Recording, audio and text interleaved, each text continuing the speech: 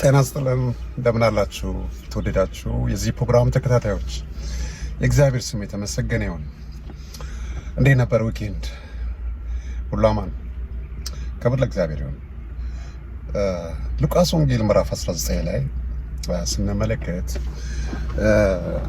ዘኬዎስ የሚባል ሰው ነበርና ይህ ሰው አጭር ነው። ይህ ሰው ኢየሱስን ለማየት ባለመቻሉ ሾላ ዛፍ ላይ ወጣ እና ይህ ሰው ኢየሱስን እንዳይመለከት የተለያዩ እንቅፋት ነበረበት። አንደኛ አጭር ነው፣ ሁለተኛ ግርግር ነበር፣ ሶስተኛ ደግሞ ሰውም ያገለዋል። ያው እስራኤላዊ ሆኖ ግን ለሮማውያን ቀረጥ የሚያስከፍል ወይም የሚያስገብር የነበረ ሰው ነው። በዚህ ምክንያት ይህ ሰው ጫና ነበረበት። ግን በእንትን ደግሞ ስታዩት፣ በስጋዬን ደግሞ ስትመለከቱት ይህ ሰው ሀብት አለው አንደኛ፣ ሁለተኛ ስልጣን አለው። በዛ መመካት ይችላል። በቃ እንደ ሌሎቹ የሆነ ነገር ፈልጉ ነው እንዳትሉት። ሰዎች ብዙ ጊዜ የሚፈልጉት ነገር ዝና፣ ሀብት፣ ስልጣን ነው አይደለ? ይህ ሰው ስልጣን አለው፣ ሀብት አለው። ዝናም እንግዲህ አርቲስት እንኳን ባይሆን በዛ በታክስ በማስከፈሉም ቢሆን ታዋቂነት አለው። ግን ይህ ሰው የፈለገው ኢየሱስን ነው። ኢየሱስን ለማየት ነገሮች ባይመቹትም ነገሮችን አልፎ ግን በራሱ ዘዴ ኢየሱስን ለማየት ወደ ሾላ ዛፍ ላይ ወጣ ማለት ነው። ዛም ሆኖ መመልከት ጀመረ። ኢየሱስ ግን እንደዚህ አለ፣ ዘኬዎስ ሆይ ዛሬ ካንተ ጋር ወደ አንተ ቤት ሄዳለሁ አለው። ካንተ ጋር ምሳ እበላለሁ። በጣም የሚገርም ነገር ነው። ብዙዎች አንጎራጎሩ። ብዙዎች ከኃጢአተኛ ሰው ጋር ሊበላ ነው ብለው ኢየሱስ ላይ አንጎራጎሩ። ዘኬዎስ ቤት ኢየሱስ ከገባ በኋላ ዘኬዎስ ፍቅር ወይም ጸጋ እንዳሸነፈው ትመለከታላችሁ። ወዲያውኑ ምንድን ያደረገው ዘኬዎስ? ወዲያው ንስሐ መግባት ወይም ደግሞ ወዲያው ደግሞ ያለውን ሁሉ ለድሆች መስጠት ውስጥ ነው የገባው። እጥፍ ለመስጠት እጥፍ ለማድረግ ነው ያሰበው። ይህ ሰው የኢየሱስ ፍቅር ነው ልቡን የገዛው። አንደኛ ኢየሱስን ሲፈልገው፣ ኢየሱስን ለማየት ሲፈልግ ብዙዎች የሚያጋፉ እያሉ ብዙዎች ኢየሱስን ወደ ቤታቸው ለመውሰድ ወይም እጁን እንዲጭንባቸው የሚፈልጉ ወይም እንዲጸልይባቸው የሚፈልጉ ብዙ እንቆቅልሾች ያለባቸው ሰዎች እያሉ ኢየሱስ ግን የዘኬዎስን ልብ ነው የተመለከተው። ከዛ ወደ ቤቱ መጣ። ይህ ሰው ኢየሱስ ሌላ የተናገረው ነገር የለም፣ እጅ ጫነበት ነገር የለም፣ የጸለየለት ነገር የለም። ግን እቤቱ መምጣቱ ብቻ የእሱ እንቆቅልሽ እንደሚፈታ፣ የእሱ ሸክም እንደሚራገፍ፣ የእሱ ታሪክ እንደሚቀየር ያመነ ይመስላል። የልቡ የሞላለት ይመስላል። እና እዚህ ጋር እንደምትመለከቱት ጸጋው፣ የኢየሱስ ጸጋ ኃጢአተኛውን ሰው፣ ብዙዎች የገፉትን ሰው፣ ብዙዎች ያገለሉትን ሰው፣ ፊት የነሱትን ሰው እንዲሁ መውደዱ በቃ ያለውን ሁሉ አውጥቶ እንዲሰጥ አደረገው ማለት ነው። ትዝ ካላችሁ ያ ባለጸጋ ሰው ትዝ ይላችኋል። ወደ ኢየሱስ ቀረበና አንድ ነገር ጠየቀው፣ ስለ መንግስተ ሰማያት ጠየቀው እና ኢየሱስ ምን አለው? የሚወደኝ ቢኖር ትእዛዝን ጠብቃለሁ ወይ ምናምን ካለው ከጠየቀው በኋላ ሁሉም ትእዛዝ ጠብቄያለሁ አለው። ከዛ አንድ ነገር ይቀራል አለ። ያለን ሁሉ ሽጥና ተከተለኝ አለው።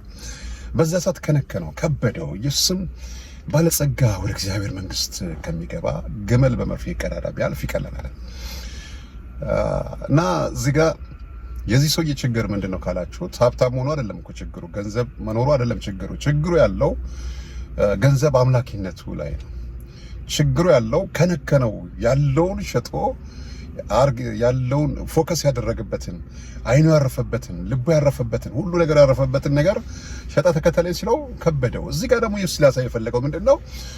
ሰው በራሱ ጥረት እንደማይጸድቅ፣ ሰው በራሱ ብቃት፣ በራሱ ችሎታ፣ በራሱ ኃይል ከተማመነ ከባድ እንደሆነ ነው የሚያሳየው እዚህ ጋር።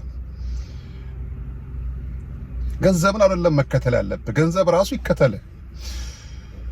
ግን መከተል ያለብህ ክርስቶስን ነው። እሱ ስትከተል በቃሉም እንደሚናገር አስቀድማችሁ የእግዚአብሔር መንግስት ጽድቁን ፈልጉ የቀረው ሁሉ ይጨመራል እንደሚል የቀረው ይመጣል ይከተላል ራሱ ማለት ነው። እና እነዚህ ሁለት ሰዎች ስታነጻጽሩ ያኛው ሰውዬ በራሱ ጽድቅ ላይ የተመካ ሰው ስለሆነ በራሱ ጽድቅ ላይ የተመረኮዘ ሰው ስለሆነ ለመዳን ከበደው ማለት ነው። ወይም ደግሞ ኢየሱስን ለመከተል ከበደው። የዚህ ሰው ወይ ዘኬዎስ ደግሞ ስትመለከቱት በጸጋው ላይ የተመረኮዘው በኢየሱስ ፍቅር ላይ የተመረኮዘ ሰው ነው። በቃ ወዲያውኑ ጸጋውና ፍቅሩ በልቡ ላይ ስለፈሰሰ ወደ ተግባር ውስጥ ነው እንዲገባ ያደረገው። ማንም ይህን አርግ ይህን ፈጽም ያለው የለም። ማንም ስለ ሕግ ያወራው የለም። ትእዛዙን ጠብቅ እንደዚህ አርግ ያለው የለም። ግን ራሱ ፍቅሩ ሲነካው ጸጋው ሲነካው ወደ ተግባር ውስጥ ገባ፣ ማድረግ ውስጥ ገባ ማለት ነው። ስለዚህ መልካም ማድረግ እኮ አይደለም ክፉ፣ በጎ ማድረግ እኮ ክፉ ነው አይደለም። መልካም ነው። ትእዛዙን መጠበቅ፣ ሕጉን መጠበቅ መልካም ሆኖ ሳለ አብዛኛው ሰው በዛ በመጠበቁ ሕጉን በመጠበቁ በመጾሙ በመጸለዩ በራሱ አክቲቪቲ የዳነ የተፈወሰ የዘላለም ሕይወት ያገኘ ይመስለዋል። በራሱ ጽድቅ ላይ በመደገፉ ያ ጠልፎ ይጥለዋል ማለት ነው። በክርስቶስ ላይ ባለን እምነት ነው ምንድነው? በክርስቶስ ላይ ባለን ጸጋ ነው የምንለወጠው። የራሳችን ብቃት፣ የራሳችን ጉልበት፣ የራሳችን ችሎታ የትም አያደርሰንም።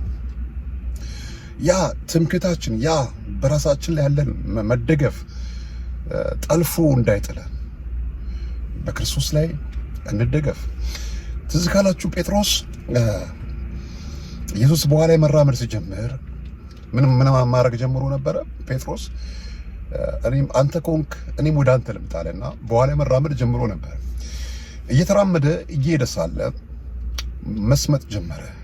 ለምን ሰመጠ ካላችሁት ወጀቡን፣ ንፋሱን፣ ማዕበሉን ማየት ሲጀምር ሰመጠ። ኢየሱስን ከማየት አይኑ ወደ ሁኔታው መመልከት ሲጀምር መስመጥ ጀመረ። እዛ ላይም ስትመለከቱ በሱ ነው የምትችሉት፣ በጸጋው ላይ ተደገፉ፣ በክርስቶስ ላይ ተደገፉ የሚል መልእክት እንዳለው ይሰማኛል። ስለዚህ ዛሬም ወንድሞቼ እህቶቼ የመመክራችሁ የምነግራችሁ ይህንን ነው። በራሳችሁ ብቃት፣ በራሳችሁ ችሎታ፣ በራሳችሁ ትምህርት፣ በራሳችሁ ስራ፣ በራሳችሁ ጉልበት፣ በራሳችሁ ዘመድ፣ በራሳችሁ ጓደኛ፣ በራሳችሁ ባላችሁ ነገር ላይ አይደለም ትምክህታችሁ መሆን ያለበት። የሚመካ በእግዚአብሔር ይመካ እንደሚል ትምክህታችሁ በእግዚአብሔር ላይ ይሁን የሚል መልእክት ነው ያለኝ። ስለዚህ ዘኬዎስን እንደምትመለከቱት ባለጸጋ ነበር፣ ባለሀብት ነበር። ያለው ስልጣን፣ ዝና፣ ሀብት እነዛ ነገሮች ሳይገድቡት ገደቡን አልፎ ወደ ኢየሱስ ሄደ። ኢየሱስም ደግሞ ወደ እሱ ሲሄድ ወደ ቤቱ መጣ ማለት ነው። ቤቱ መጣ፣ አብሮት አሳለፈ፣ አብሮት በላ ጠጣ እና ዘኬዎስም ደግሞ የኢየሱስ ፍቅር ስለተጋባበት ይመስላል ያለውን አውጥቶ ምን ማድረግ ጀመረ? ማካፈል ጀመረ፣ መስጠት ጀመረ፣ ማድረግ ጀመረ። እና የኢየሱስ ፍቅር ምን ያደርጋል? እንድታደርጉ እንድትሰጡ፣ ከመቀበል ይልቅ የሚሰጥ ብፁዕ ነው እንደሚል እንድትሰጡ እንድታደርጉ፣ ለሌላው እንድትቆረሱ የሚያደርግ ነገር ነው ያለበት ማለት ነው። ክብር ለእግዚአብሔር ይሁን። ስለተከታተላችሁ እጅግ አድርጌ አመሰግናለሁ። ላይክ፣ ሼር፣ ሰብስክራይብ አድርጉ። መልካም ቀን ይሁንላችሁ። ተባረኩ።